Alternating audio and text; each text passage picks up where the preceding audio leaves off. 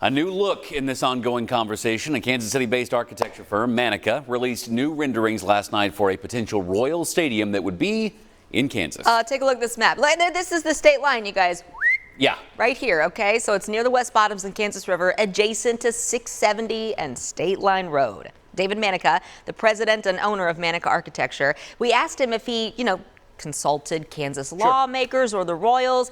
No, he told us these renderings are, quote, conceptual and visionary in their intent. He says these dimensions honor field dimensions at Kaufman right now, including the water fountains, which you can see, the crown vision out in the left side. But I want you to take a look. We've shown you these back and forth things where you see this dotted line here. What that is in these renderings, the Kansas-Missouri state line is aligned with the right field fence.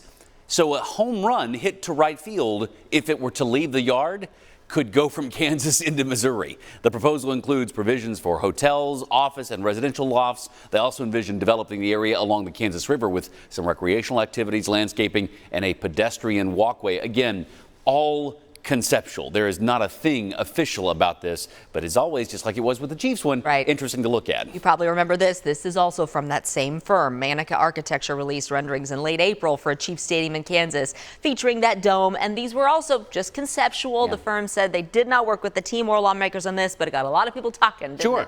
These renderings all come a day after the Kansas legislature passed a bill approving changes to their Star Bond program, trying to lure both the Chiefs and Royals over the state line to Kansas with sales tax and revenue bonds. Star. So because of that passage, this conversation has taken on a whole new tone, right? It sounds different now. And we should point out, as we will regularly, neither the Chiefs nor the Royals have committed to anything. They are simply weighing their options and how Star Bonds could fit their needs. Both teams said they appreciate the legislature for presenting another option to them. Let's take a look at what both sides of the state line are doing. So the bill passed the Kansas legislature. That needs to become law before anything happens. And Governor Laura Kelly has 10 days after getting the bill to either sign it or veto it. If she does neither, if she doesn't veto it, then it just automatically becomes law after those 10 days. The bill sets a clock, though, for the state to negotiate a deal with one or both teams by June 30th, 2025. But Kansas can extend that period to 2026.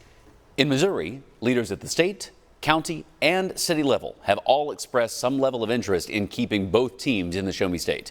Jackson County is going to discuss another potential sales tax next week.